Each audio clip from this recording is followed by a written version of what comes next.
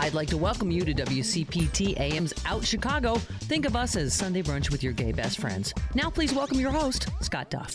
And a happy Sunday fun day to everybody out there. Scott Duff here, along with Ellen Miller. Hello. Good morning, Scott. I love the conversation we were having. Yeah, we have some fun ones right up till the time we open the microphones. It was great, yes. We can. Welcome. And we do.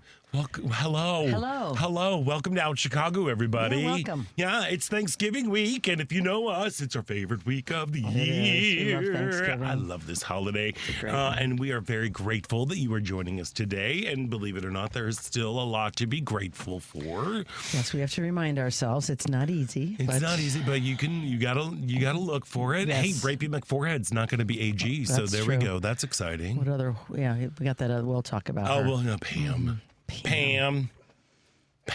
I don't know. Pam. Anyway. Spray her on a pan. Yeah, there we are. Well, hey, we've got a lot of, we got a fun show. Yes, we do. We do. Later on this hour, Alderman Lamont Robinson of the 4th Ward was voted chair of the city's LGBT Caucus in September. He's going to be joining us later this hour to talk about the group of LGBTQ plus alderpeople's plans to meet more regularly and to collaborate with other groups to address the community's most pressing issues. I'm very, very happy that he's taking time out to join us today because, you know, everything seems so overwhelming at the federal level that I think we got to start focusing. We got to bring it in. Let's start working. Let's do grassroots all the way up. I'm let's thankful go for local. our state right now. I'm thankful for our state. I'm thankful for our city. And I'm city. thankful for our LGBT caucus, which is actually the largest group of openly queer folks on the city council anywhere. I love that. Yeah. So, yes. Something to be thankful Something to be for. thankful for. And the holidays are about to be in full swing. It's already, today's the 24th. Yeah, I know. Christmas and Hanukkah start on the same day. Oh, really? I didn't realize that. I think for Hanukkah sure. starts on Christmas Eve. Perfect. Everybody gets gifts at the same Yeah, time. there we go. It's great.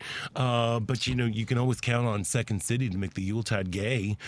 Jack Frost Roasting on an Open Fire is a fast-paced interactive comedy review stuffed with seasonal songs, sketches, and, of course, a generous helping of their world-famous improv comedy. And ensemble member George Elrod is going to be with us in the second hour.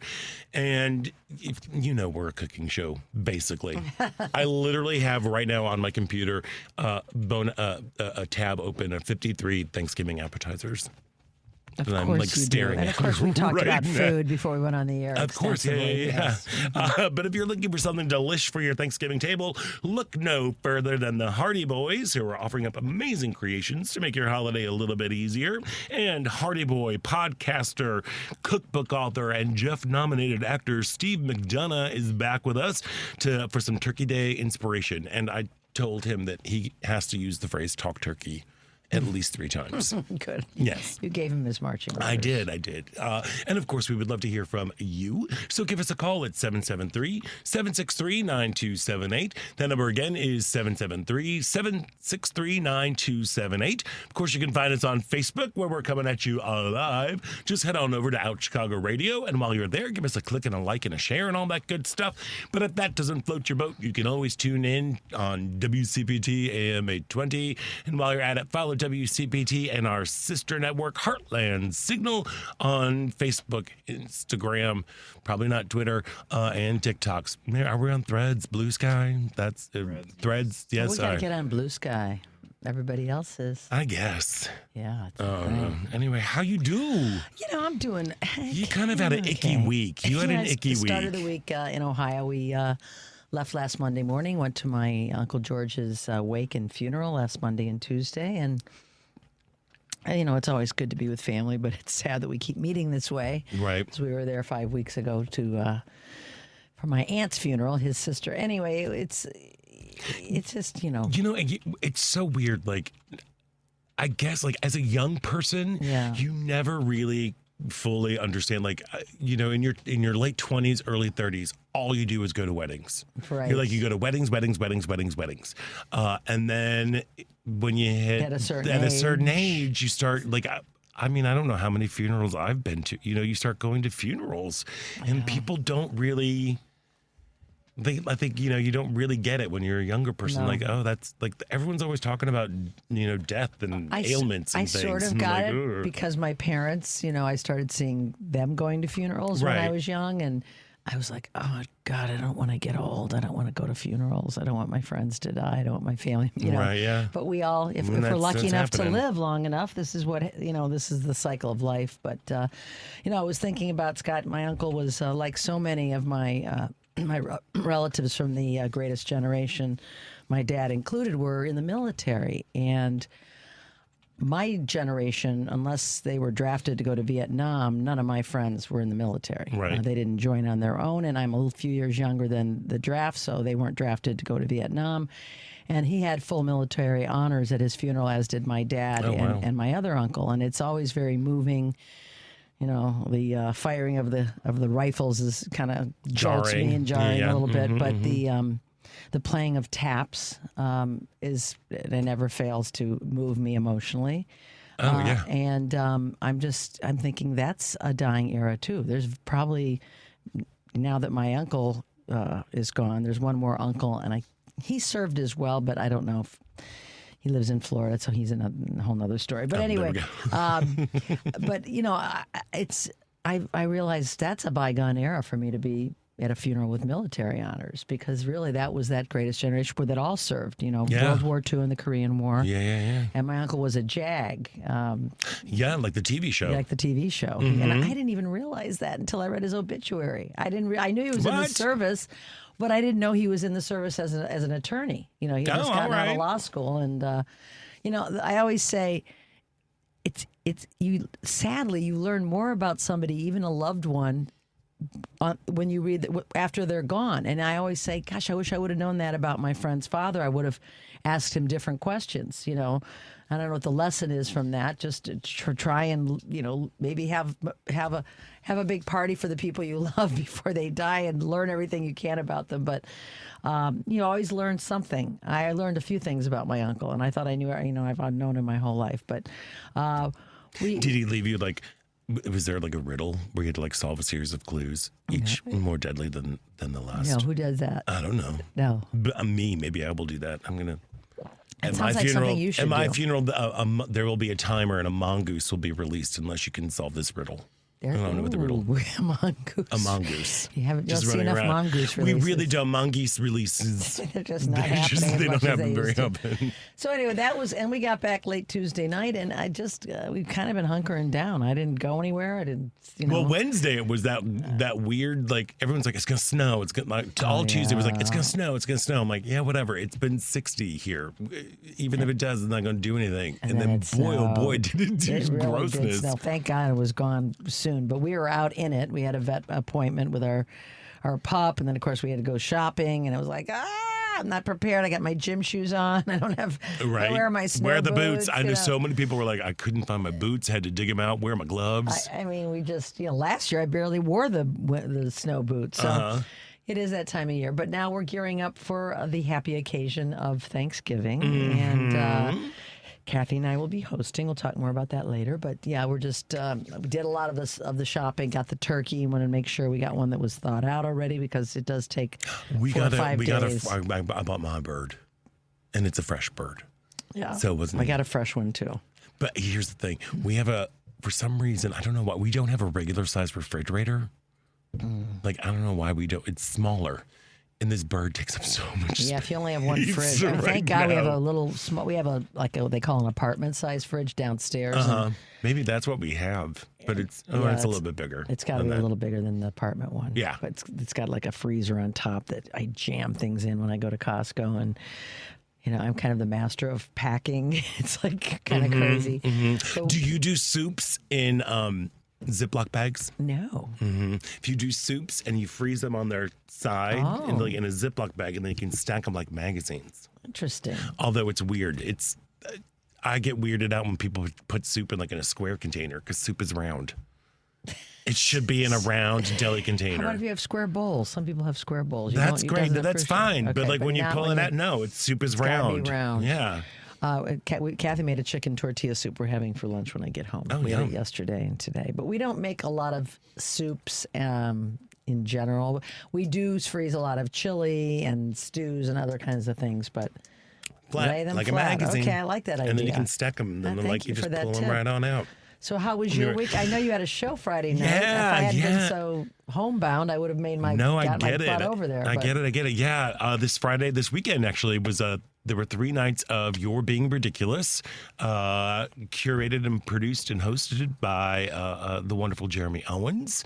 And I was there on Friday night. It was a sold out crowd. Oh, great. It was People need to laugh. yeah, they needed to laugh, and it was wonderful to kind of be around community in a way, like in the storytelling shows. If you haven't been, are just I love them. I do too. Because they're you never know what you're gonna get. You know, but when you go to like a stand-up show, you know you're gonna get joke. Right. These tend to be a little more literary, except for mine. Tell us, what was yours about?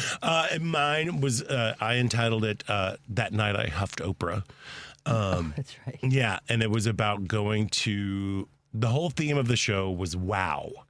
So whatever your story had to be. Everybody did a wow. Everybody had a wow story. Okay. So like there was this one guy who told this beautiful story about his wedding, and the debate going up to it about like, do we have kids at the wedding or not, and like a kid being like secretly smuggled into their wedding, but it was actually sitting in the front row in a purple suit, and he was like stressed out the whole time that it's like his bride, because his wife to be, his bride at the moment, was like, she had been buried. They gave a 1.5 year notice That no kids could come. like no kids, just we're keeping it just adults for this, and like that for a 1.5 years, she's like, you have plenty of time to arrange. And then someone showed up with a kid? Someone showed up with a kid, but anyway, it turned out to be okay. It was Of a lovely course thing. it Of course it did. did. But like you had that, but then you also had juxtaposed with that somebody who was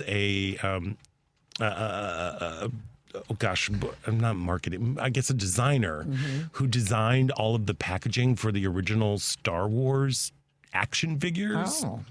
And she was talking about her relationship, how it coincided with with the release of the movies in the order that the Star Wars movies were released, including like their courtship, their marriage, and then ultimately their divorce.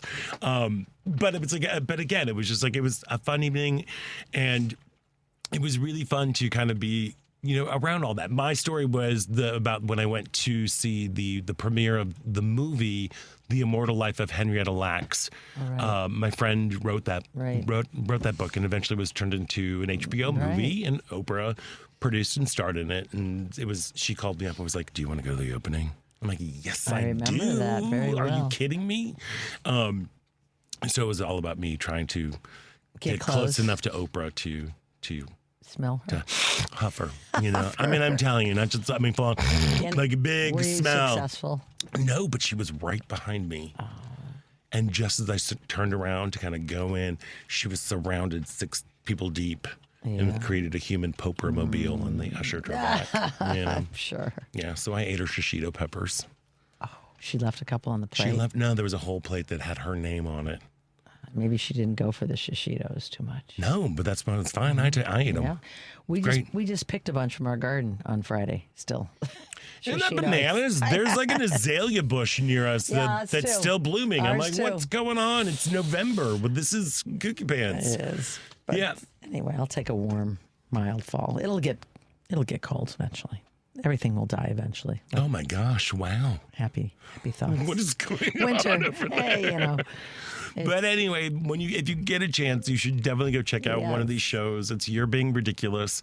How often do they happen? Yeah, I think they used to be monthly, but they're also. But I don't know. I think there might be quarterly now or something. Okay. I don't. And at the Venus Cabaret? Excuse me. It travels around. Oh, so this this one was at the Venus Cabaret, where Judy Gold was. Yes. I love that space. It's a great venue. It is. It's really nice. It's a venue. fabulous. It's so pretty in there. It's nice. It's intimate. It's just the right size.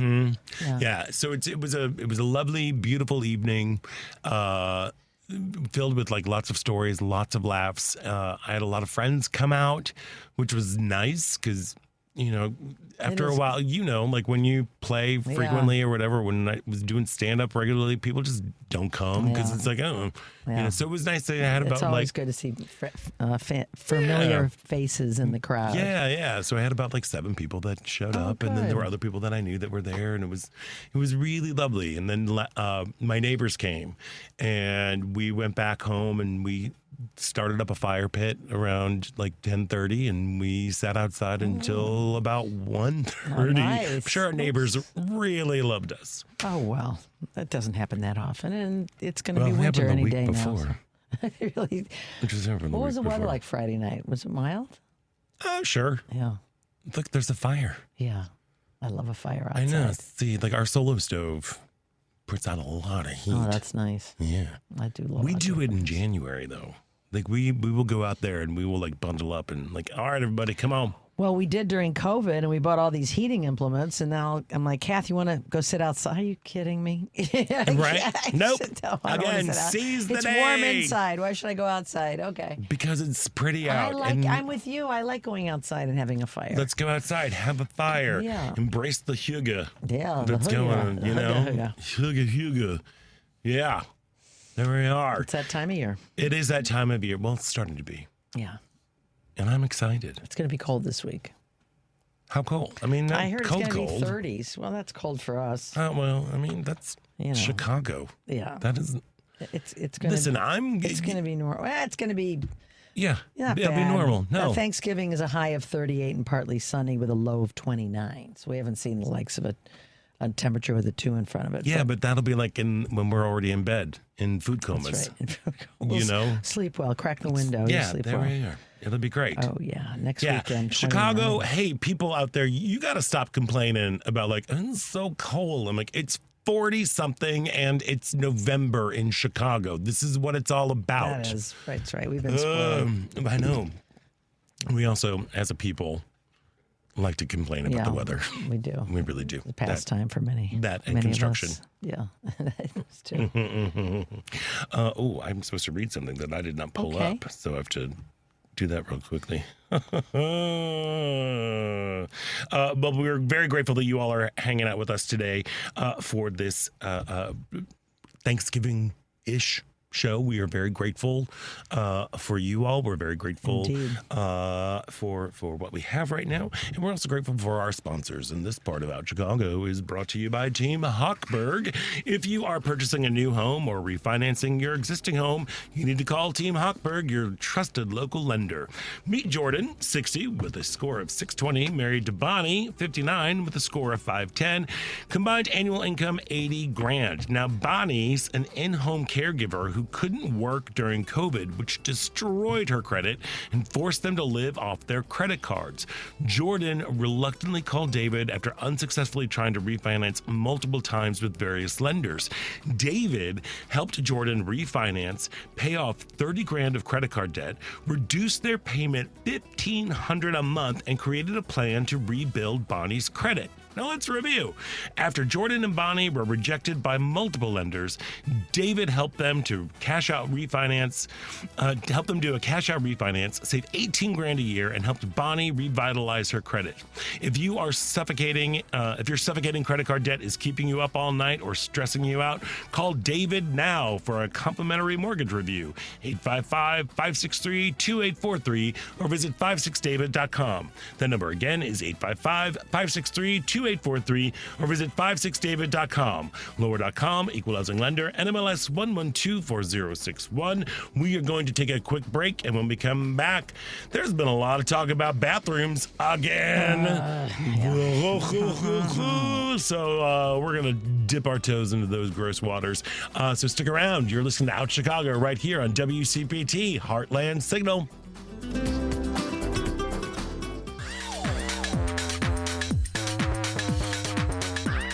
I'm Jen Grosshandler. And I'm Chazzy Grosshandler. We're with the Gender Cool Project, and you're listening to Out Chicago! Woot! Woot! There we go. Welcome back to Out Chicago. Scott Duff here, along with Ella Miller, rolling along. In that David Hochberg thing where it's like, do you wake up in the morning thinking about your credit? Like, I woke up this morning thinking about parking permits. Like, we recently got zoned Yeah, And that can be a good thing or a bad thing. it's a great, I mean, it's a good thing, Yeah. especially because, like, there's a new metro station right by my house. That's why they did it, 'cause so many people are and you parking, can't yeah. park there between 5 a.m. and 9 a.m. The rest, it's open game. So it's like, it's great. But I'm not getting up and move my car at 5 Wait, so a.m. the zoning is just 5 a.m. to 9 a.m. Oh, okay. But we got to move. That's the only time. Right, but you still, But if it's you're like, parked where overnight. and where are you going to put it? And we've got people coming in with a car. Of course. I totally forgot about it. So you got to get your stickers. It's like I got to figure out. The alderman sold I'm going to them. call my alderman and Call and check. see what's going on. And Yeah, we don't have zoning. maybe I on can our ask street. Alderman Robinson later on. Okay, And be they- like, hey, can I get parking permits maybe. through the alderman? Tighten office? you up, yeah. He might know. Yeah. Anyway. And next time around, when you get your license plate renewal, you can add that to. Right. Oh, Yeah. yeah. So make but, it easier. we went from a 2-car family to a 1-car family just when the permit stuff started happening, and we have a space in the garage. But we don't have a permit for that. We didn't update our permit. Oh. Shh. Anyway, that's a big scandal. Yes. Okay, this has been the most annoying week ever. Well, first of all, Ding Dong is casting a reality show. Oh, yeah. For his cabinet. Favorite TV people. It really is central casting. It is so bizarre and bananas. And what's making it even more bananas is that MTG, Nancy Mace, and Mike Johnson, they had a busy week just being all worried about bathrooms. It's So after the historic election as the first out transgender member of Congress, Representative-elect Sarah McBride is navigating some big attacks that include a discriminatory bathroom policy banning transgender people from using restrooms aligned with their gender identity in house-controlled facilities. This is stupid. This is stupid, and it is just a blatant attempt to continue to gin up the base over trans issues. It's like, what? This is what you're worried about right now? This is your big concern going out? I mean, I think Nancy Mace posted over 150 times in like one day about this. It's like, it is, Well, it makes no sense. as we've talked about on the show, 30,000 anti-trans ads ran in battleground states. $40 million spent on those ads.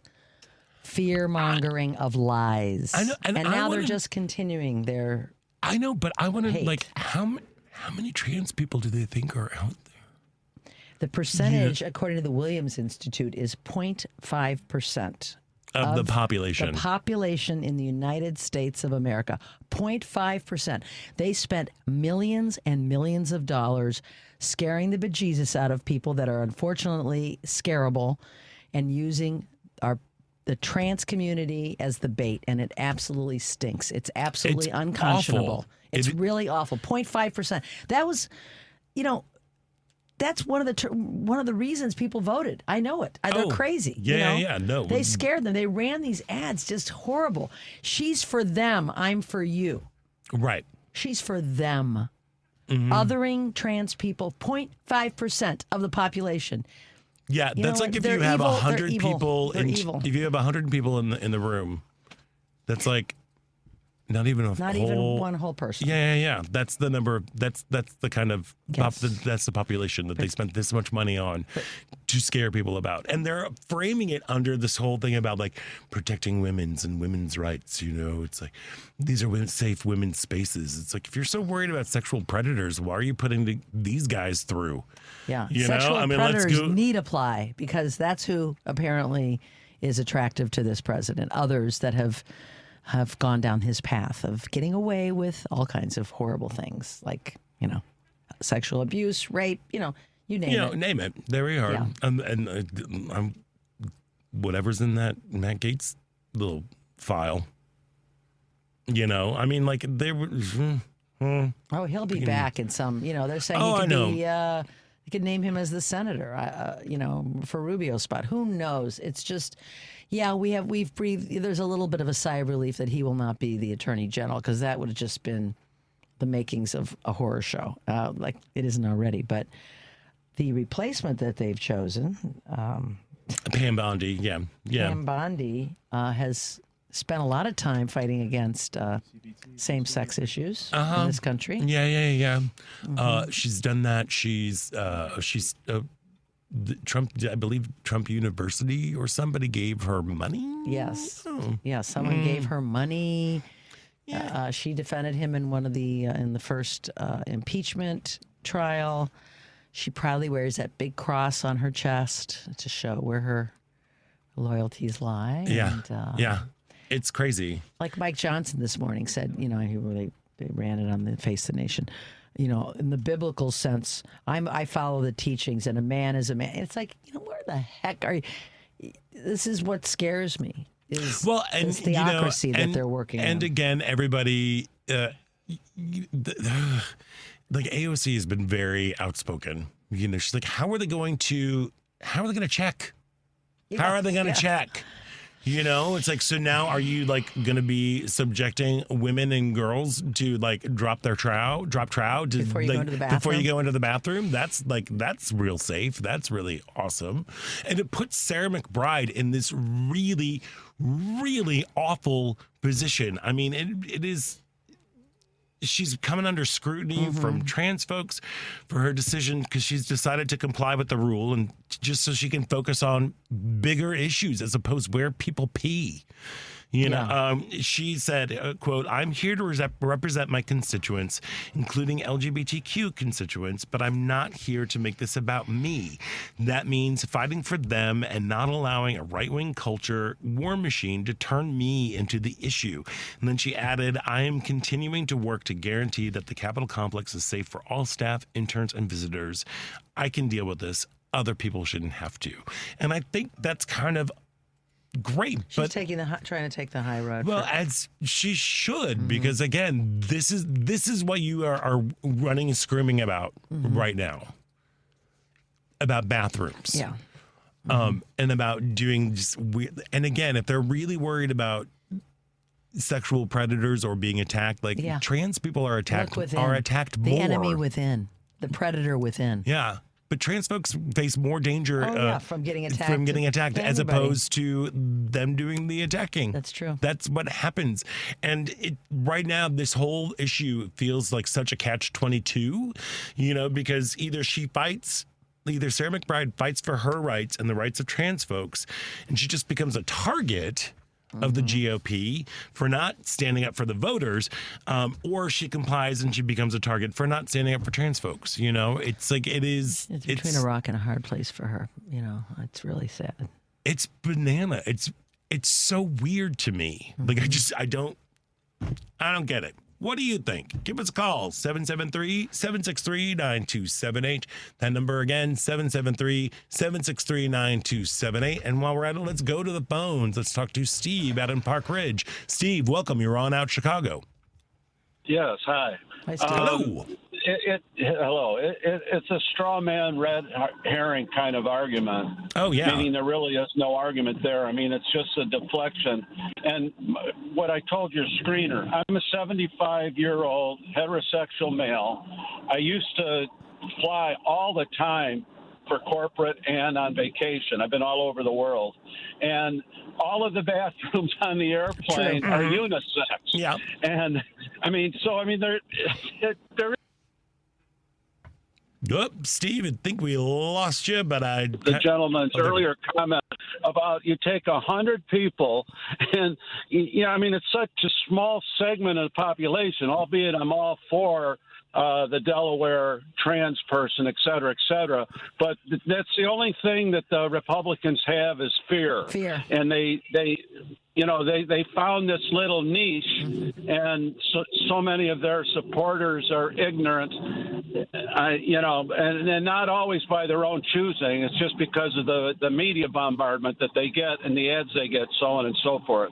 But it's just, I had to get that off my chest just to say that we've been using unisex on airplanes forever. Absolutely. I know it. I know it. We hear you, and I totally agree with you, Steve. So, Yeah. Hopefully cooler heads and smarter heads will prevail. I but guess so. we Steve, shall thanks so see. much for Thank calling you for in. calling, But that Steve. really is something that, we've talked about this before, how it began with Reagan, where the tactic of the GOP is to organize discontent. Mm-hmm. And usually it's black people, black and brown folks. And then, that's the perennial favorite. But then there's a little like soupçon of like queer folks in here. And there we are. And this cycle, it really was trans folks. I remember like when after the election, I tried to stay off social media and I was just on for a little bit. And there were some people who were talking about, I can't believe that you voted against women's rights and against all of this stuff, and people chiming in, I voted for women's rights in sports. And I'm like, wait a second. Again, what do you think there is this massive influx of trans people? And they're only worried about trans women. They're not worried about trans men. No. So there's that weird misogyny that's misogyny. involved, that's going on. How deep it is in this country. We saw 2.5 weeks ago. Yeah, but it's like, I mean, they're only worried about trans women. They're not worried about trans men at all, and it's so weird. And like, do they really think that there's all these people who are like, I can't win in my sport, so I'm going to say I'm a lady? Do you think that's what's happening? It's bananas. There's no end to the ignorance. It's just sad. It is kooky pants. Let's go back to the phones. Rich in Chicago. Welcome. You're on Out Chicago. Hi, guys. Hello. Hi, guys. How y'all doing? Good. How are you? Hanging in there, Rich. Thanks. So my suggestion for the congressperson is to belittle these people, make fun of these people. Don't go do the we'll take the high road bit, because we tried that when Michelle Obama did that, and that got us nowhere. Yeah. You got to turn it against them to show them how small and stupid and petty this is. I think she's probably going to try and do it, Rich, by example, because she's not even sworn in yet, Yeah, but and she's they're just gonna keep on her until they try to get her to quit. Oh yeah, but she just can't just kind of conform and try and be quiet and do her job, because they're not going to let her. So she's got to do like I can't think of the congressperson's name, who's real good at showing how stupid they are. There are several of them. Person. There's AOC, there's Hakeem Jeffries, there's so many people. Yes. Jasmine Crockett. They all have to show how stupid this is. Yeah, I agree, Rich. Tell, but Rich. here's the thing. Sarah McBride has been involved in public service. Oh my gosh, my chair just saying. She's been involved like in public office. Right. I believe she was with the HRC before she was elected. Like she is a tough cookie. She knows how to handle herself, and I have no doubt. Yeah. I just say she can't just play it by I'm just going to do my job, because it's not going to work. Well, I think right now, I don't know. Like, again, this is part of the debate that's happening right now between trans folks who are really upset and disappointed with her. But again, it's like, well, what do I do? Then it's going to be just about me as opposed to... Well, but it's not just about her. She's the first. Right. So it's about the entire community. Right. Well, and the thing that's also crazy, too, is like trans folks have been using the bathrooms in the Capitol forever. Of course, this is all stupid. Yep. It's just something to get people talking about this than all the other crap that's going on. That's so true. I'm trying to be very careful I don't swear. Thank you. Thank we you, appreciate Rich. Rich. You know the rules, and we appreciate that from you. Thank you, Rich, and thank you for Thanks, giving Rich. us Happy a call. Thanksgiving. Thanks for calling. All right, you too. Yeah, Thank you. it really is like, could you not see that this is just a blatant smokescreen of like, look over here, as we're trying to get... Well, they these ran people a whole campaign through. anti-trans, so now they feel the need to put it into action, apparently, because they won on fear and hatred, so they want to continue the theme. It just stinks. I mean, it really does, and I'm just sending all the strength and love towards Sarah McBride, because she's going to have to deal with a whole lot of stupid. But you know what? I agree with what you said. She can handle it. She has been there. Yeah. She's tough. She knows what's ahead. She's she'll lead by example. Maybe her very presence can help change the minds of some of these Republicans who have bought into the fear and the hatred. I hope so. One can only hope. One right? can only hope. Again, she's smart. She's tough cookie. is She was smart. duly elected by the people of Delaware. We had her on our show years ago. I know. Yeah. I know. Maybe we'll get her back. All right. Well, yeah. Dear Representative-elect. Come on. I'm on it. I'm on it. Get on it. Actually, we should probably take a quick break. Yes. And on the other side of the break, we are going to be speaking with Alderman Lamont Robinson of the 4th Ward. He was recently elected as the chair of Chicago's LGBT Caucus. And we're going to talk about what's going on here in Chicago. So stick around. You're listening to Out Chicago right here on WCPT Heartland Signal.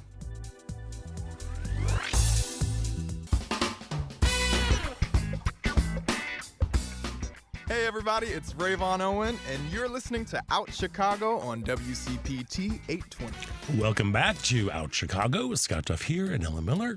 Rolling along, we're very, very excited because Chicago's LGBT caucus is under new leadership, and with it comes a renewed charge to be more active in addressing community issues. And joining us now is the new chair of Chicago's LGBT caucus, Alderman Lamont Robinson of the 4th Ward. Alderman Robinson, thank you so much for joining us today.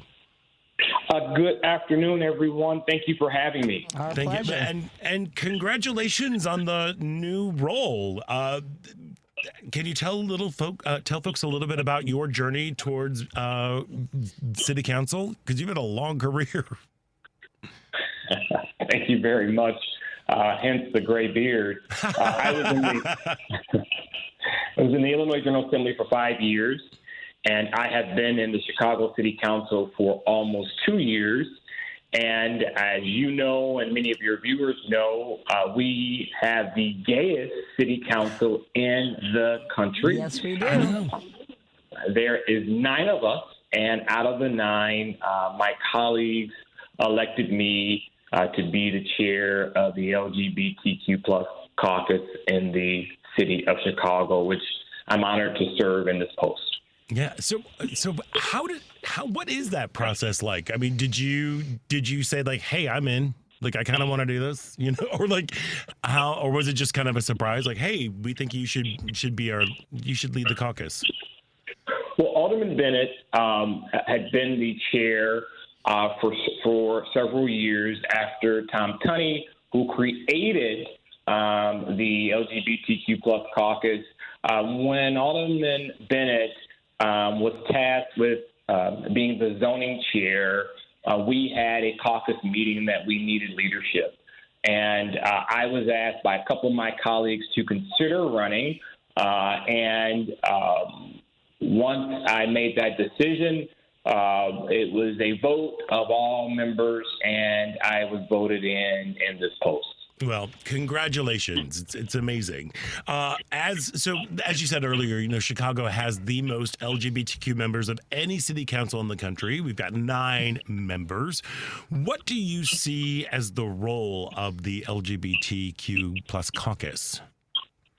The role is really to keep an eye on our community, keep an eye out on ordinances, that laws in the city of Chicago, but we also need to make sure that we're tuned in to the state, we're tuned in at the federal level, and that we're making sure that we are the voice of the LGBTQ plus community in the city of Chicago, and really the entire state, because there's so many of us. And we need to be able to make sure that although we're in Chicago, that we're supporting all of our members across the entire state of Illinois. Yeah, well, thank you for that.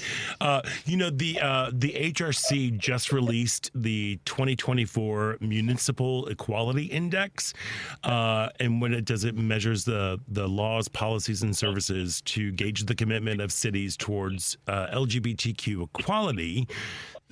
Great news throughout the country. A record 130 cities scored a perfect 100, including Chicago, which is yay us, and yay the 129 other cities.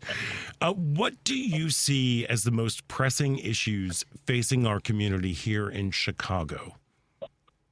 Look, with the current election, or the previous election behind us, we're facing potential roadblocks of federal anti-discrimination policies in employment, housing, and education.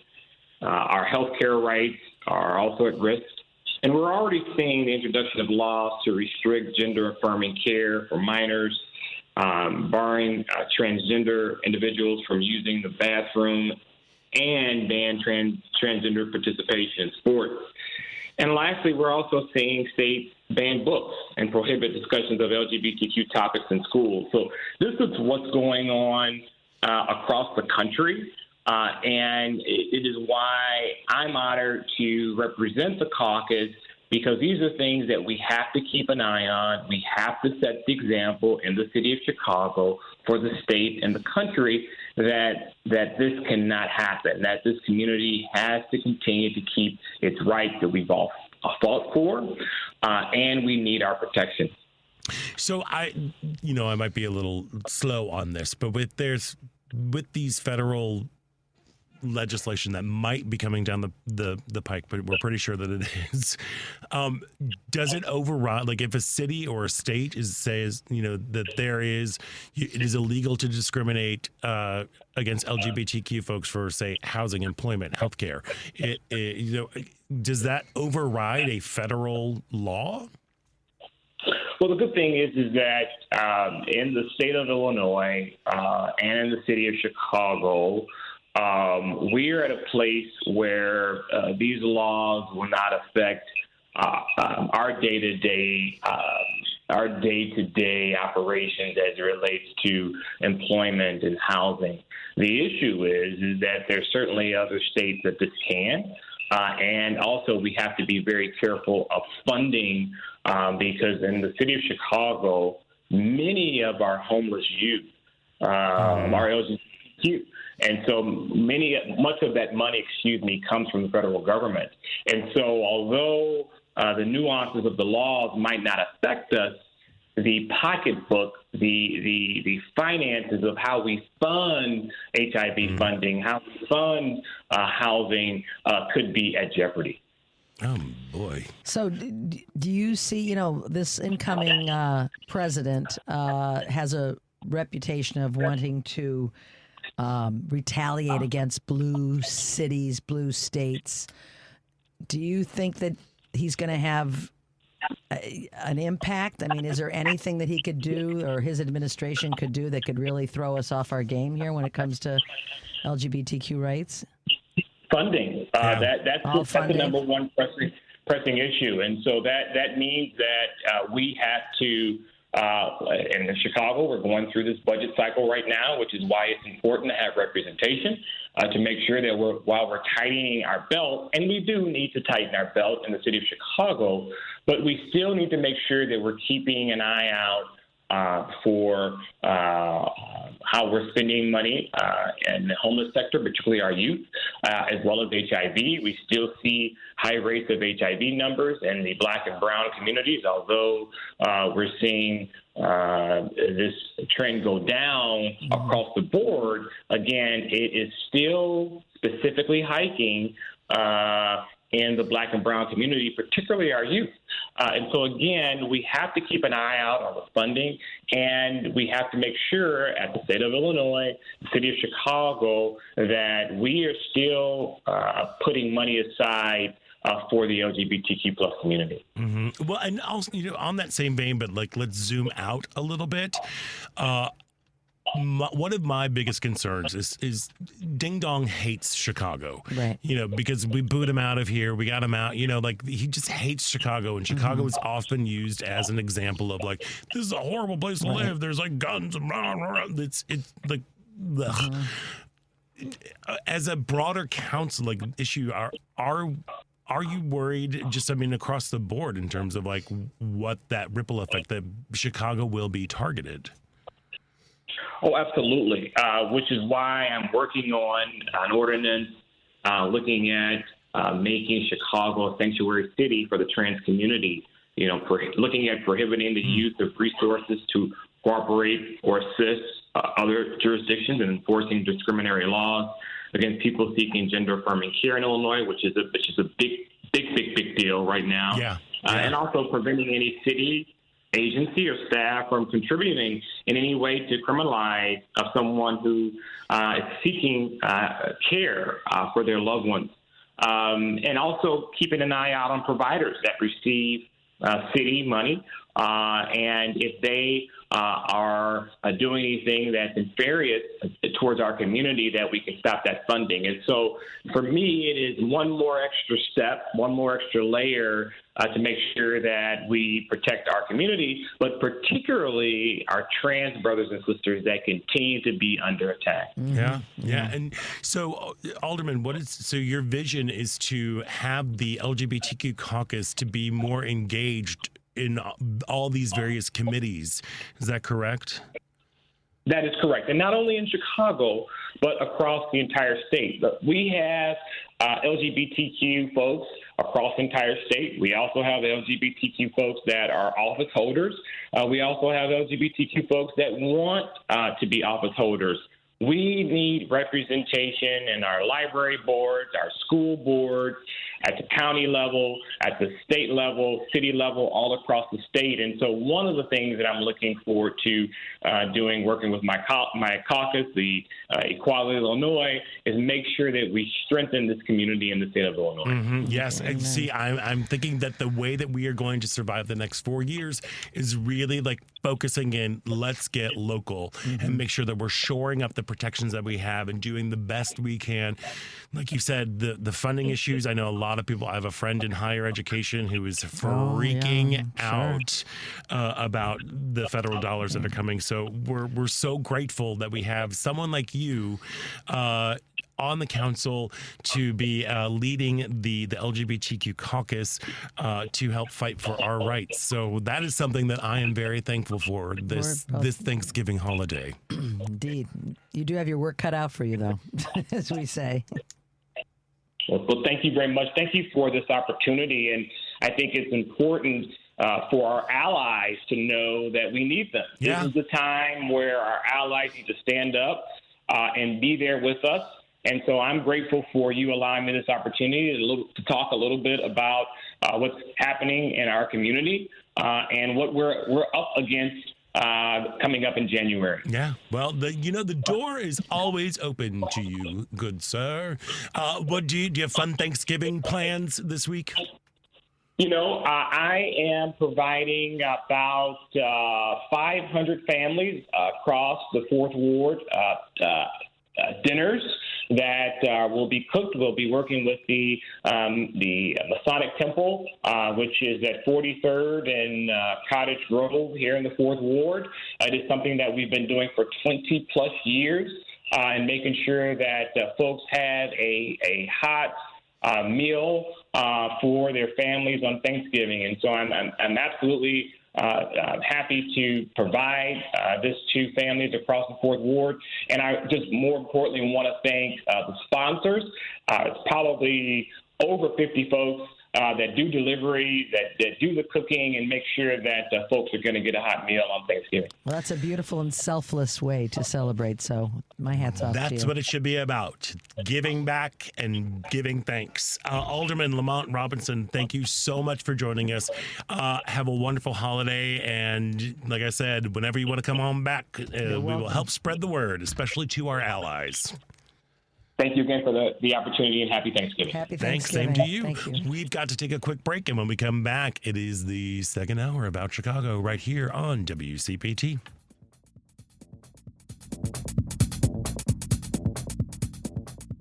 I'd like to welcome you to WCPT AM's Out Chicago. Think of us as Sunday brunch with your gay best friends. Now please welcome your host, Scott Duff. Welcome back to the second hour of Out Chicago. Scott Duff here and Ellen Miller. I'm telling you, the key to the next 4 years is going to be let's focus local. Like let's make sure that we are shoring up everything that we can here in our city, county, state. We have to. We've got to do that. Yeah. We got to do that. Got to do it. And we can do that. And, no question. I think that also the things that's going to get us through the next couple of years and everything is food and laughter. Absolutely. Food And laughter. You're doing a lot of the food part of that. Girl, I am going to have to start wearing a muumuu. I have been the amount of stress eating that is happening in my world and where I work. It's like it is the land of snacks. Thank God I'm not gluten free. Everything's carbs. Don't even get me started on those gluten-free people. But yeah. But I am just like, especially this time of year, and this week in particular. Coming up a little bit later on this hour, we're going to be speaking with Steve McDonough. He is one half of the Hardy Boys, Chicago's renowned catering company. Love that. They were also the first winners of the Food Network Star. Oh, that's right. And he's a cookbook author, and he's a podcaster, and he's a Jeff-nominated actor. I mean, what? Not too much, huh? Not too much going on right there. So we got the food part, and the laughter part is coming up. Coming up now. Yeah, sure. Hey, the holidays are as we know, are about to be in full swing. It's a late Thanksgiving. It is really late. It's really late. So we're heading right on in. They're going to mush right on together. But you can always count on Second City to make the Yuletide gay. And their holiday offering, Jack Frost Roasting on an Open Fire, is a fast-paced interactive comedy review stuffed with seasonal songs, sketches, and, of course, a generous heaping helping of their world-famous improv comedy. And joining us now is improv god and ensemble member George Elrod. George, welcome back to the show. Thank you so much for having me. Great to be here. How are you doing, my friend? I'm doing all right. Like you said, we're in the holiday season, and it's a great way to distract yourself and celebrate the good things that are happening. So we're really happy. Yes. Wonderful distraction. We need those distractions more than ever. So here's the deal. I'm a total Christmas nerd. I love Christmas. I love Christmas music. I love everything. Some folks out there in the world don't understand exactly how improvisation works and sketch. So how was this show, Jack Frost Roasted on an Open Fire, how was that created? Yes. So, at Second City, we use improv to generate our material. So secretly, in the past couple months, we've been kind of testing out some of our sketches to write holiday reviews. And so we use that improv to create these kind of more written and prepared sketches, which tackle the holiday season. But of course, we love it so much that we incorporate improv in our shows itself. So we have interactive scenes or characters that might be talking to the audiences directly and using improv to kind of change the direction of our show. So we use improv in the beginning, middle, and end of the Second City process. And is it a solo show, George, or are there other people in it too? So it is a ensemble-based show, 6 actors on stage, all interacting with each other. So it's going to be a full ensemble company. It's really a wonderful, fun thing. That sounds fun. Do you get to improvise music? Because I'm always amazed when people do that. Yes. We have a couple of different ensembles that kind of tackle that, and so we do get to improvise music. It's a little bit of a superpower. I personally am not the best at it, so you might not see me. But some of our ensemble members, it's incredible what they can do. So they will be improvising some songs. Amazing. So did you? Who's on the target? Who's in the crosshairs? Because a lot of sketch is satire or parody or something that you're going after. What are some of your favorite sketches that you've been working on? Yeah, I love the holiday show because we really get to be big characters. I think the holidays are all about big characters, from Santa Claus to your in-laws. And that's what I really get to see. We are a political satirical theater, and there's always going to be a touch of that in every single one of our shows. Good. But especially, yes, correct. But the holidays, we do get to kind of branch out and kind of do stuff that's a little bit closer to home. But, even if you're playing the in-laws, it still feels a little political. So it's my favorite stuff is the characters.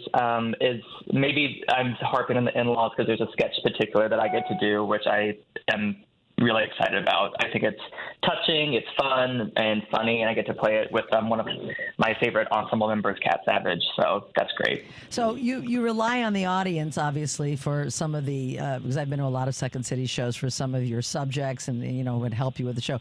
How important, how different are these audiences night to night? Are you backstage going, oh my God, I can't believe, or these guys are on fire, or is it like, oh man, what's going on out there tonight? I mean, I'm always appreciative of the audience that shows up, and sometimes we'll get a person who will let them know if they don't agree with our joke, and they'll be pretty vocal about that, and you just kind of have to brush that off and be like, you know what, that's one person, one night. And, I won't change everyone's minds about everything. Right.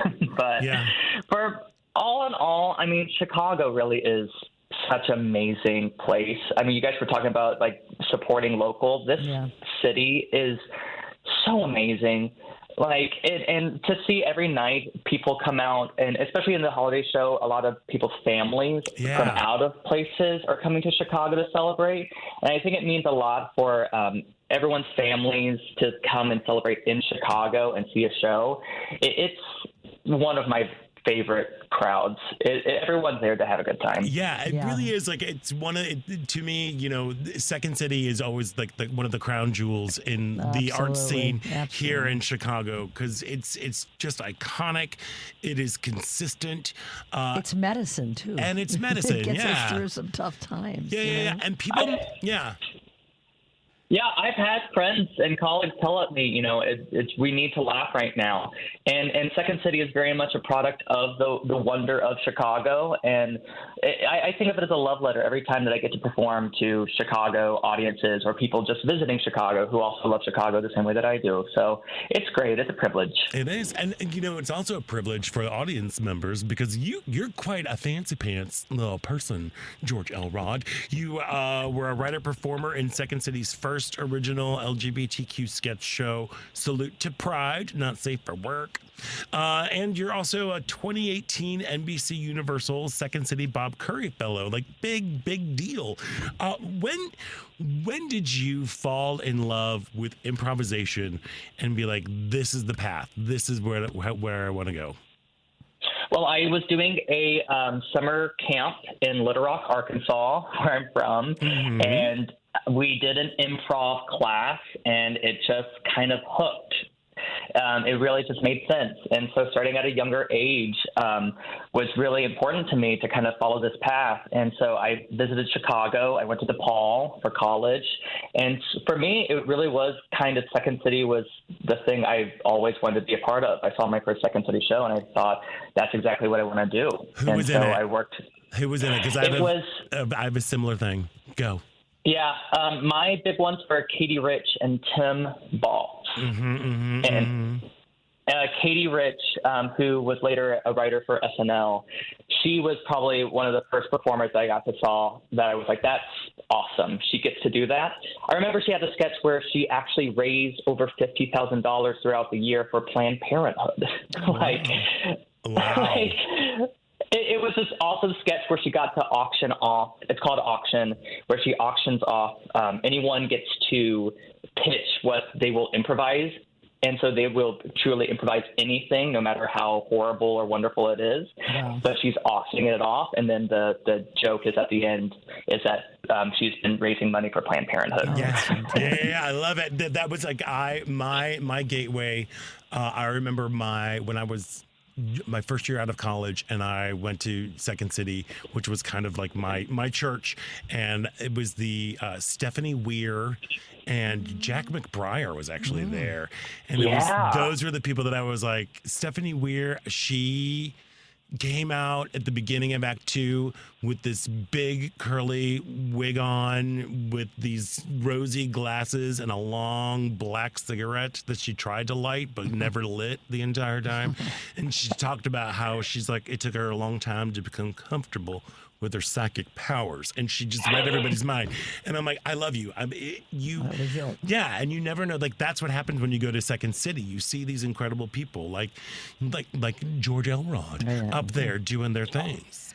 George, Oh, well, you flatter me. who are some of your other comedy influences over your life that have made you want to do what you do? You know, I've always loved my girls, Amy Sedaris, Kristen Wiig, Tina Fey. I also love, people a little bit more contemporary in the scene, like John Early, other queer comedians who are just absolutely fantastic.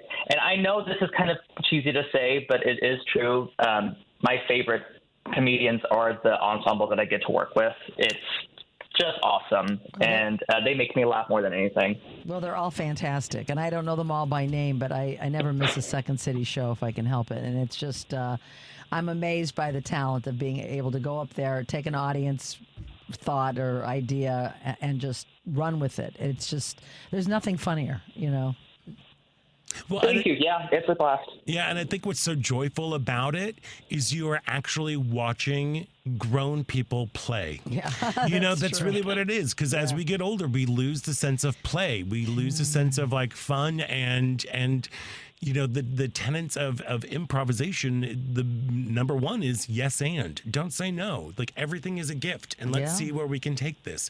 And I think that is what makes it so joyful, is just watching people play.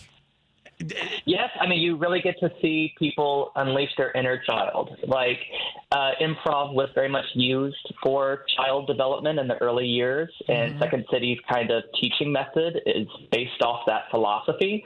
And so it really is that yes and, go with the flow, but also kind of unleash the inner child of just like have fun. And no matter who you are, how old you are, just have fun. Put on a wig.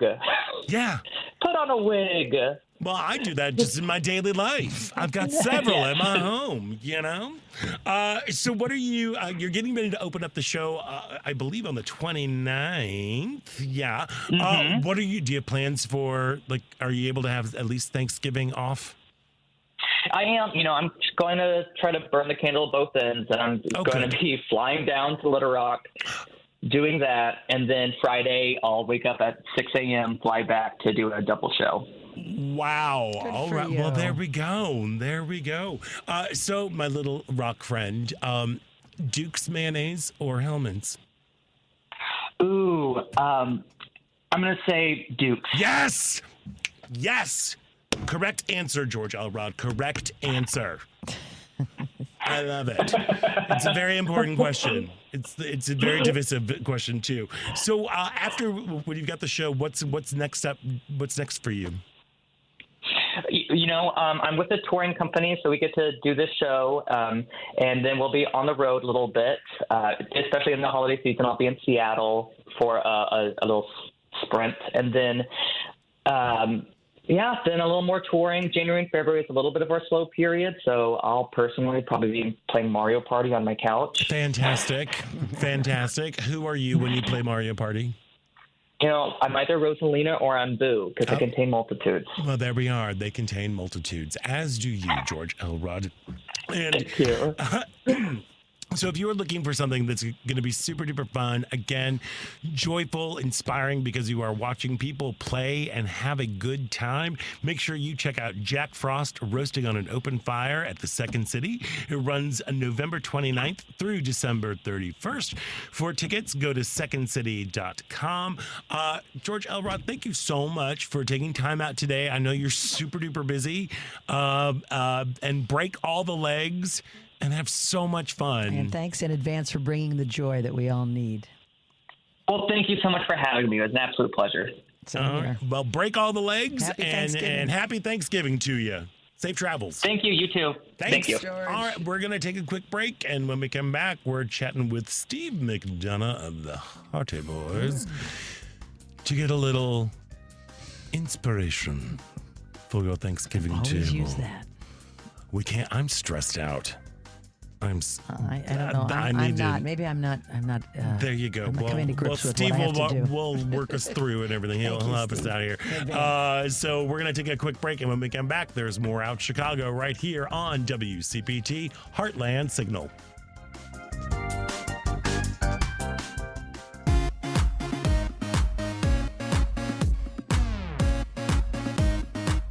I'm I'm Honey West. Welcome to Out Chicago on WCPT. And welcome back to Out Chicago. Scott Duff. When I think of Honey West, I think of her and Alexander Billings, that wonderful show that they did at the Mercury. Honey West is perhaps the nicest human being on the planet. Really is. She's amazing. She is great. And let me tell you, somebody who like gives back to the community, like she will be she will host an MC for any organization. She's incredible. She gives of herself. She always. gives of herself, and she's just a stellar human. Love her. But also know who's also a stellar human? Who? Our next guest. Okay, look, here's the deal. You know, out there, even just by listening to this today's show, Thanksgiving is my favorite holiday, and in my opinion, the third gayest holiday, right behind the Tonys and Halloween.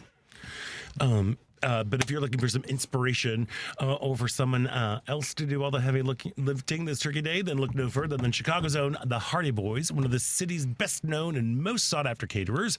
And joining us now is one half of The Hardy Boys, cookbook author, podcaster, Jeff-nominated actor, and a stellar human being, Steve McDonough. Steve, welcome back to the show. Hey, Steve. Oh, I was so worried after you said all that about Honey that you weren't going to say something nice about me, but you came through. I did. Like, Steve, he's a jerk. But he cooks. But he cooks, and he makes a mean cocktail, too. Oh, girls, yes, we do. Yes, you do. Yes, you do. How are you doing, my friend? First of all, congratulations on, I don't think I've had a chance to publicly say this, congratulations on your Jeff nomination for Anything Goes. You were phenomenal. I forgot you were in that. That was great. I know. You were stellar. So congratulations on that. It was like, great. I love so that proud. show. That show was just all joy. It was, wasn't it? It was really joyful, and I had a lot of fun with that. I wish we were still going. And of course, Megan Murphy's now being Reno Sweeney as she's traveling the world on cruise ships, singing in all the warm places. Yep, she's no dummy. She knows where to go in the winter.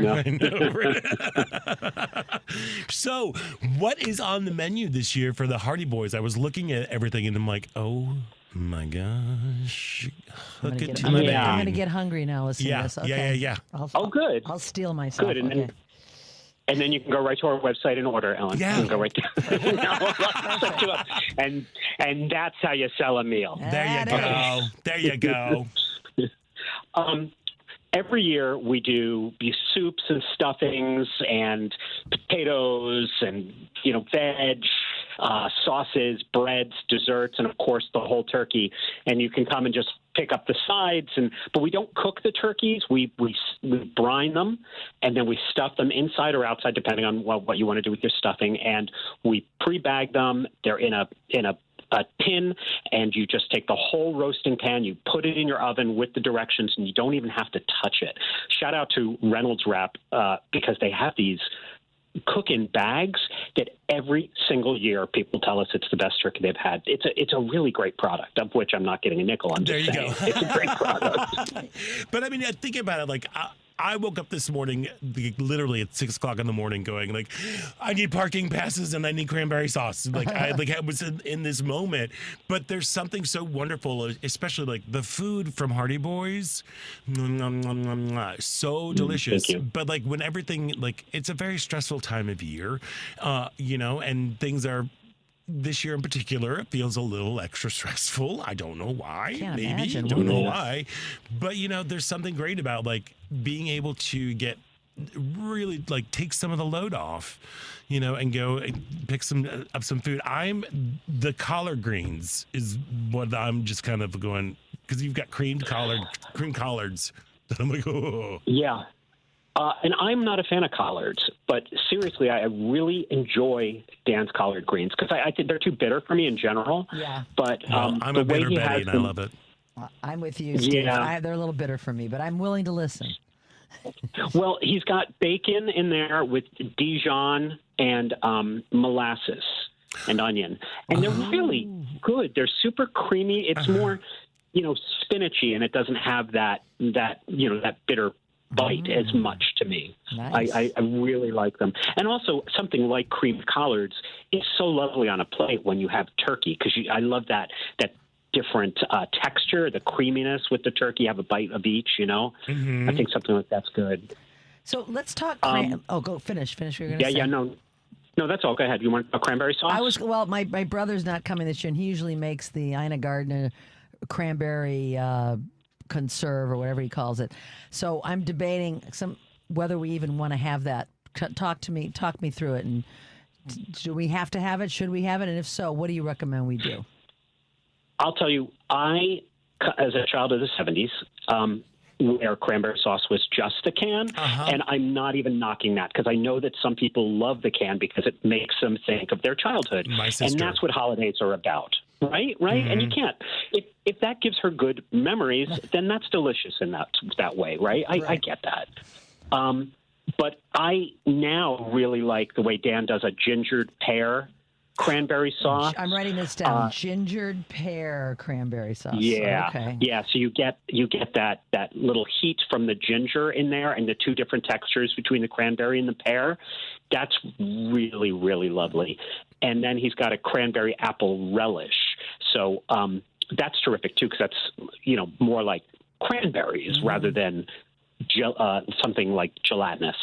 And I really, those are the two we're doing this year. Yeah. But I like my cranberry sauce. I generally don't eat it with dinner, but I do, however, put it on a sandwich the next day. Yeah. I like to do that with a little bit of Duke's mayonnaise. Yeah, I was going to say some mayonnaise with that too, right? With the cranberries. Oh, hell yeah. And some stuffing, bread on bread. Yeah. Don't you jerk me. Gerdoid, that is exactly how it works, Okay, I like that. I like it. So you think cranberries is more like I know it's bright and beautiful, but do you think it's always also like kind of a palate cleanser or to serve on the I think people like the tartness, Ellen, along against the turkey. I think that's what it's about. It's really about an accompaniment for the turkey. Well, and it's also just like sometimes you.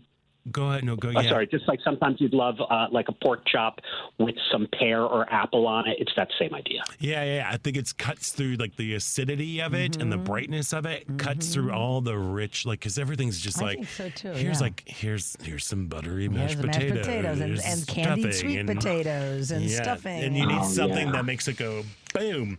So not only are you delightful caterers and making of delicious foods. And let me tell you, you need to go to hardyboys.com right now to go check out this spread that they are offering this year. Gorgeous, stunning. Again, I'm obsessed with the creamed collards. Can I tell you about the herbed melting potatoes? Oh, please do. Because that's a new one this year. What is it? This is a new one. Okay. So I hadn't heard of these. So you take a potato and Dan cuts it into 1-inch circles. And then you're going to, he sautés them. And after they're sautéed, he adds herbs and stock and butter. Then they go to the oven with the stock, and they come out just so soft and lovely. And that's a new thing this year that I think is really fun. Because we always order from ourselves. And so we have, 18 to 21 sides every year. Which is the best thing about Thanksgiving. I mean, people like the bird, fine. Although you're brined bird. Delish. Yeah. So Gail Dan brings cakes.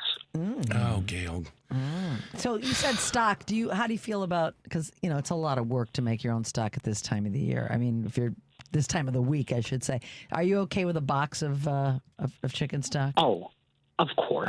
Okay. Of course. Sure. But what about desserts? Are you a pumpkin pie kind of guy, or where do you fall? Yeah. Listen, this is one of those comfort things, too. And Gail will do this for me every year because she knows this is what I like. Dan makes maple bourbon pumpkin pies and all kinds of great pumpkin pies. I want traditional pumpkin pie with Ready Whip. That is traditional. Yeah. I do. I want to hear the and I want to. I love it. I love it. And I'm not apologizing. That's what the holidays are for, right? All the things that make us happy. It doesn't have to be super fancy. You don't have to be Martha Stewart. You just have to get everybody together with stuff you enjoy. Yeah. We tend to do a more traditional. My mother made a candied sweet potatoes with maple syrup and butter and brown sugar and I have to do that every year. My turkey's not traditional because I do a smoked ginger orange on the Weber charcoal grill, so I do that a little differently. But I think that comfort food, especially now, is just so important to do the things that are memorable for you that make you feel good. You know, That's why we have our Xanax roasted Brussels sprouts this year.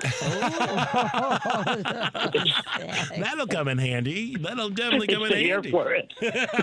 That is amazing.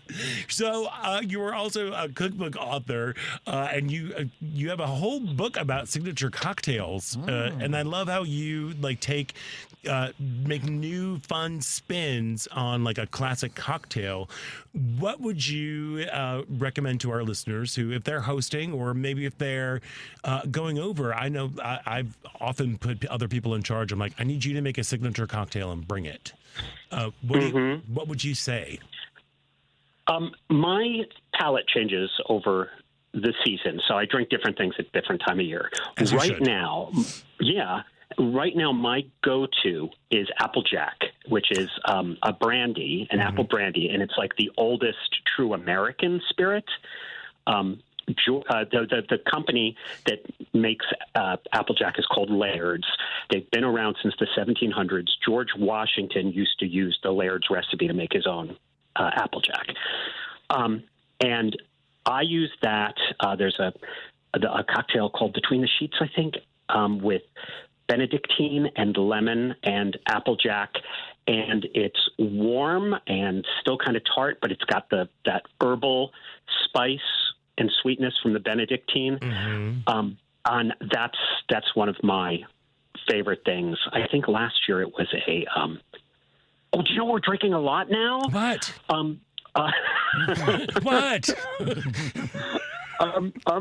Oh, wait a minute. I'm suddenly going to forget the name. Rusty Nails. Oh, that's an that's a throwback. No, wait, talk to me. I mean, I think it's a throwback. Is that a rye-based drink? It can be.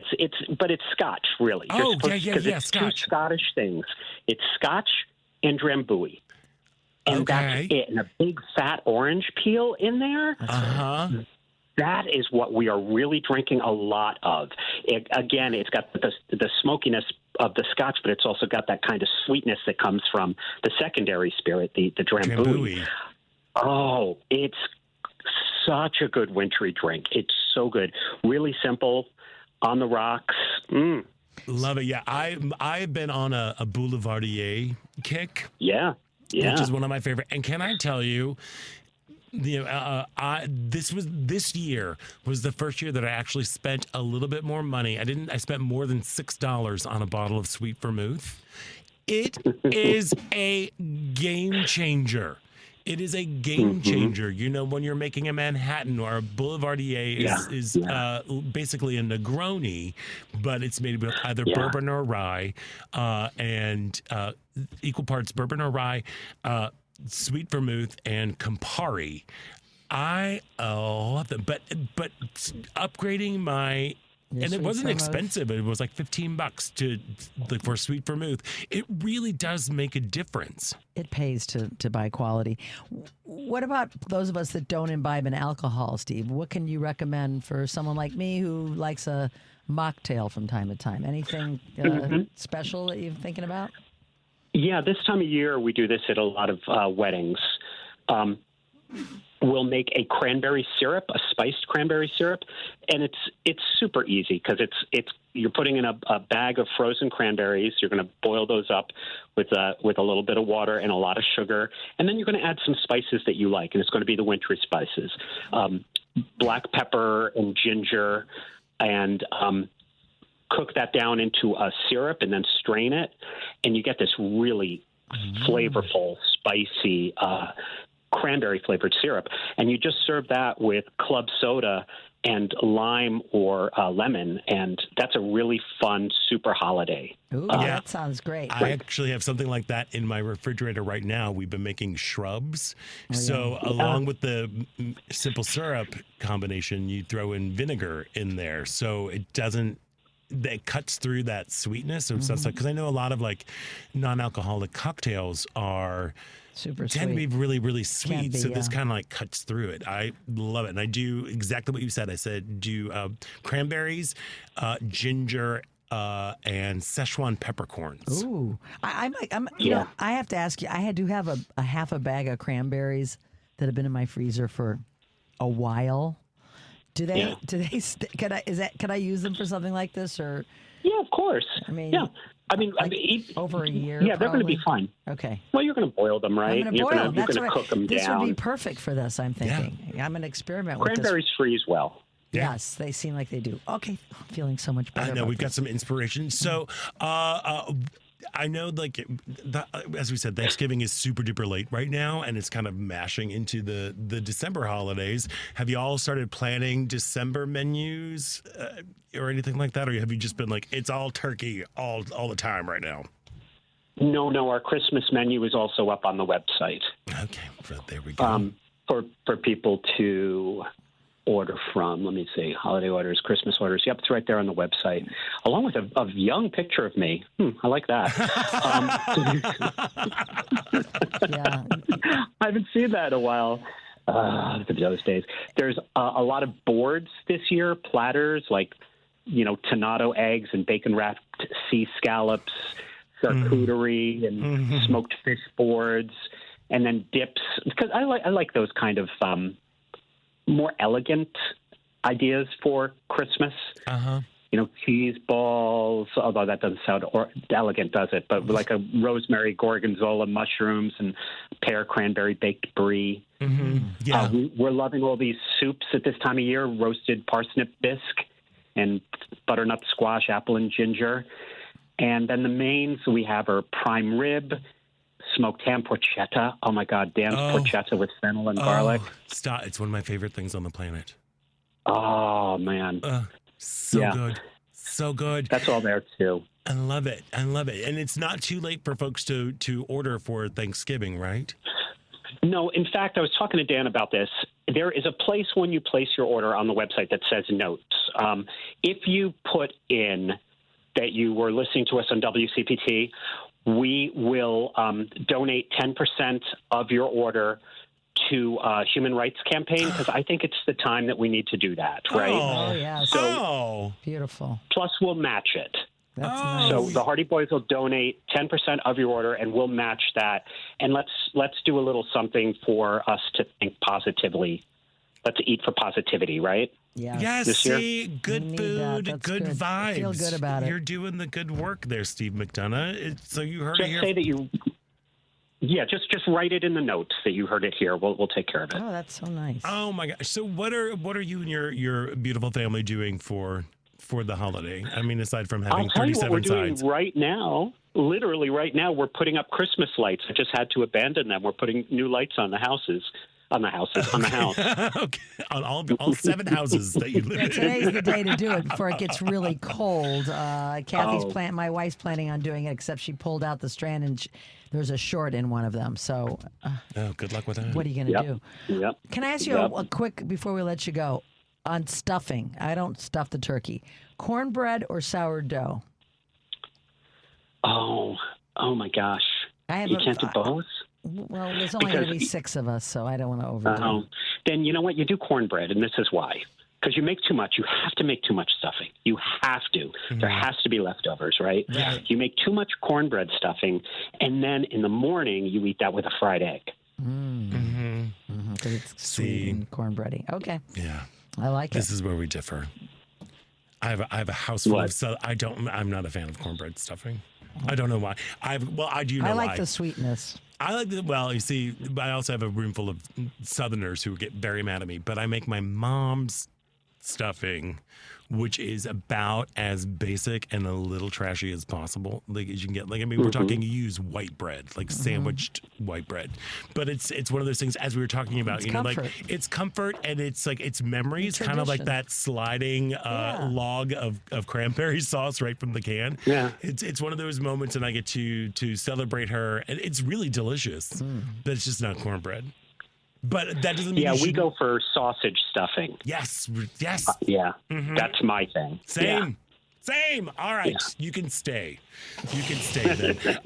Steve McDonough, I hope you have a fantastic holiday season. And folks, you heard it here first. If you go to hardyboys.com and say you just want to get a couple of some of these amazing sides and soups, and if you're not going to do the whole turkey, go to hardyboys.com. When you place your order, in the notes, just say you heard us on WCPT, and they will make a 10% donation. Hardy Boys will make a 10% donation to the HRC, and it'll be matched as well. So it's food with a purpose and delightfulness. Thank you so much, Steve. Thanks, Steve. Always good to have you with us. Oh, I love being here with you guys. And Scott, if you don't invite me over for a freaking cocktail at some point, I don't know what I'm going to do. I know. I've been remiss. You were not I was just ran into people at a show on Friday night, and they're like, "You promised me dinner." I'm like, "I did, didn't I?" Right away. Yes. Make good on those. Steve, okay, in January we'll sit outside with a fire pit and a cocktail. And I propose next year you come in studio and we can sample these live on the air. What do you think, Steve? Some of these delights. Oh, I think that sounds like fun. That's I'll always eat on the air. All right. Oh, man. Well, right. Steve McDonough of the Hardy Boys. Again, go to thehardyboys.com. If you put it in the notes, so you heard it on WCPT, you're going to get. They're going to make a 10% donation to the Human Rights Campaign. Steve McDonough, one of my favorite people, one of the most talented people that I know. Congrats on everything, and have a fabulous holiday season.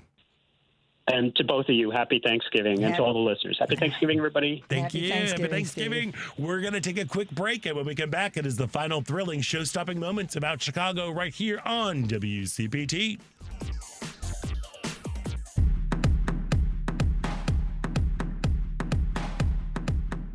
This is William Lindsay Cochran from the group Great Moments in Vinyl. You're listening to Out Chicago on WCPT. Welcome back to Out Chicago on this Thanksgiving week. Yes, I'm excited. So we're both hosting this year. We're both hosting. We like yours. It's, Thanksgiving is Kathy's favorite holiday of the year. Mm-hmm. So she always likes when we can host, and we will be doing it. A small crowd: my sister and my brother and his wife and their 2 kids.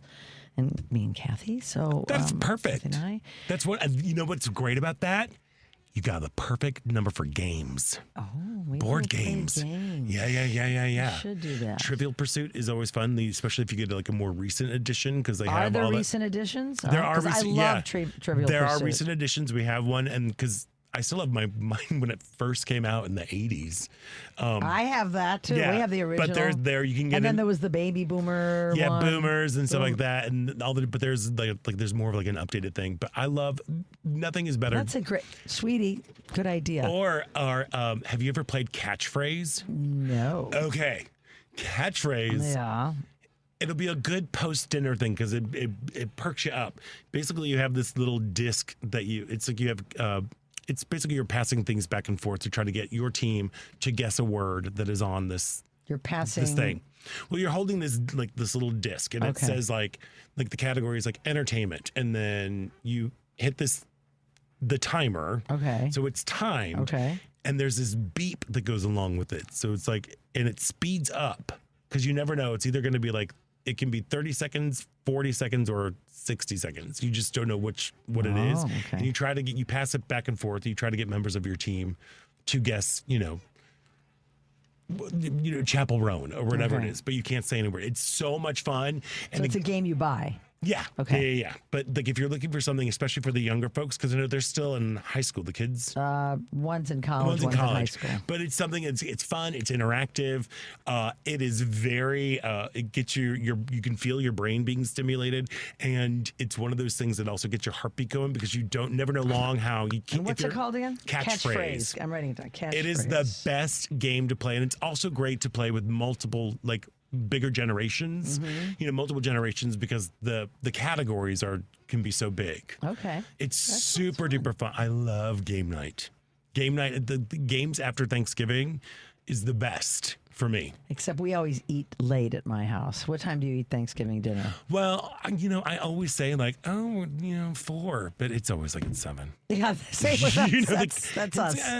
6:30, 7 for it's 7. Yeah. It's usually 7. Yeah, but then you hang out and you play games. Yeah, that's what it's sounds for. fun. People have the day off the next day. Sometimes. Some people do. Yeah. You know. But yeah, catchphrase. Catchphrase. I'm telling you, that is catchphrase. Honey, write that down. It's a fun game. Fun. So this is where I am. I am a weirdo person. I'm a little stressed because we're having a lot of people. We're having at least 13, possibly 14, and I know I got another one coming for dessert later. So I have already created my battle plan. Like I have mapped out, like this is what is to happen Monday. This is what is to happen Tuesday. You have to. We've got that much cooking. This is what's happening on Wednesday. And I've got the time schedule for Thursday of what goes in the oven when and what comes out. Like it's hardcore at the Duff Dye household. Oh, I hear it. Sweetie just texted in. I just ordered the game.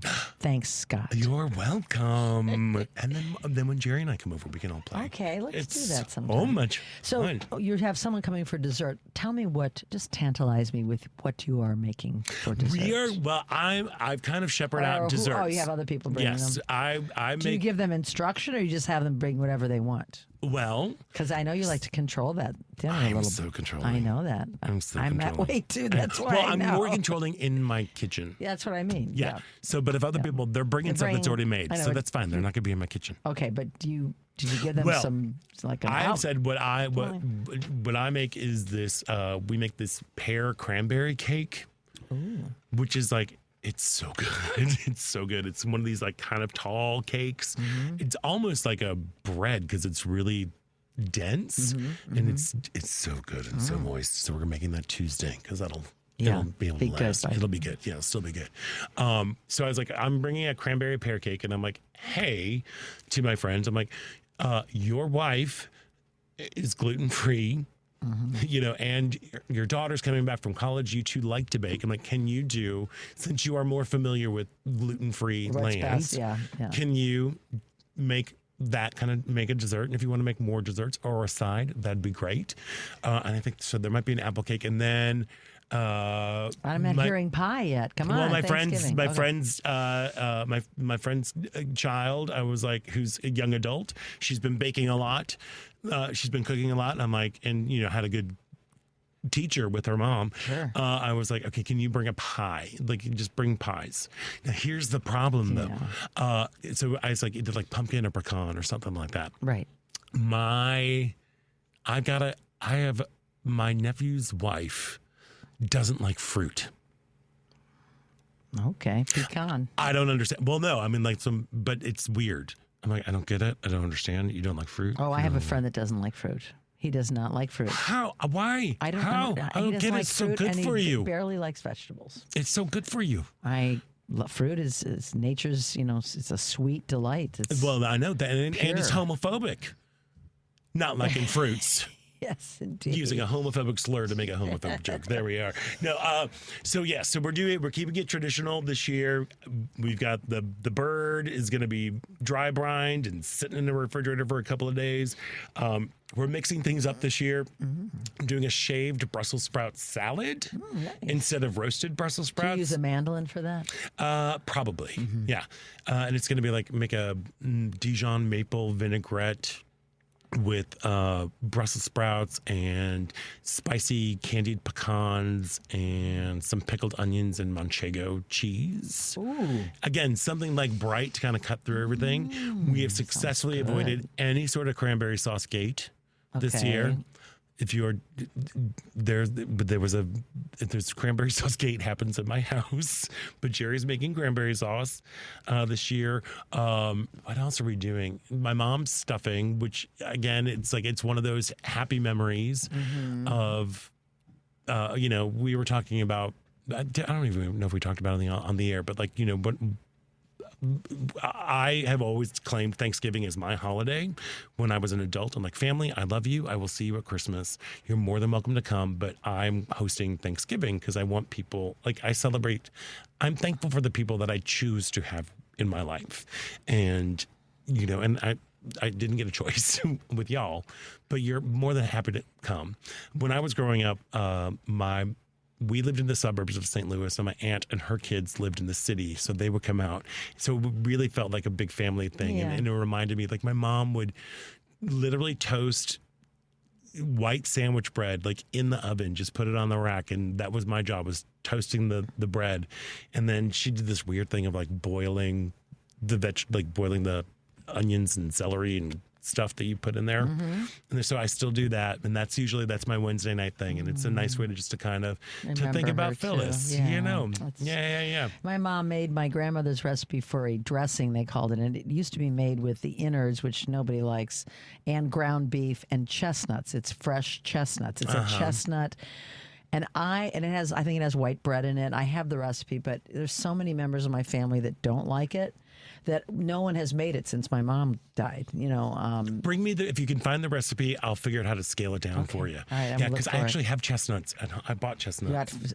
Yeah, so I can roast them over an open fire. I don't know. I think she boiled them. Does that make sense? Could that be? Yeah, because you need to get them off. But but literally, Jerry and I will take it and we'll put them in the fireplace on a cast iron skillet. We'll roast them. Yeah. We're gonna try it outside on the solar stove, but I'm scared I'll break it.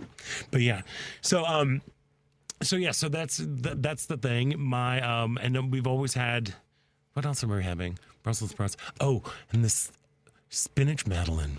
What's that? It's a Southern thing, and it's basically a carrier for cheese. Okay. And spinach. It's just spinach. So a dip kind of a thing? It's kind of like if a dip became a casserole. Okay. Or a casserole became a dip. It's kind of this weird hybrid thing. And I did a test run of it last night. Gave it to my neighbor. And he was like, this is the best thing I've ever had ever. Oh, thank you what kind so of much. cheese is in it? Pepper jack. Okay. It's so trashy. It's shallots, mayonnaise? garlic. No mayonnaise. It's shallots, garlic. You make a roux. And then chopped spinach and a ton of cheese, and then you put that into a casserole dish, and then you pile it off with breadcrumbs, and then you broil it. And it's the best thing, and it's actually kind of holds its shape. Oh, because there's so much cheese in it. Oh my God. Yeah, it's great. Delight. It is, but it's one of those things like, and I have a very specific memory of that from a younger me in Chicago, my mom came up for Thanksgiving, and we went over to a friend's house with her parents. And I always remember that her mom made this spinach madeleine, and I'd never made it. And so it was like I text my friend every Thanksgiving, and it drives her crazy. I'm like, I'm sorry, it's happening again, but here's spinach madeleine. But she waits for that text. You can be sure. I think so. But that's one of the things that I think is really important about this holiday. Yes, I've eschewed all of the Pilgrim and Native American BS that we were fed, about this peaceful harmony, whatever. But for me, it really is a day of just to stop and to take stock of what you have in your life. Joy is a practice. We've talked about this a lot, and I will probably be talking about it for the next 4 years, definitely. But we have to remember that joy is a practice. Right. It's so easy to get thrown down. Look at what's half the country just being angry and hateful and just seeing what's wrong with everything, as opposed to stop and to actually look around your world. There's at least one thing that brings you joy. And whether that's, a pet, or an activity that you do, or just something, there's one thing that we can all be thankful for. And if at least you have that one thing, just focus on that. Then maybe there will be two things, and maybe there'll be three. But it's all about exercising that muscle. We have to remember joy is a practice. And same with gratitude.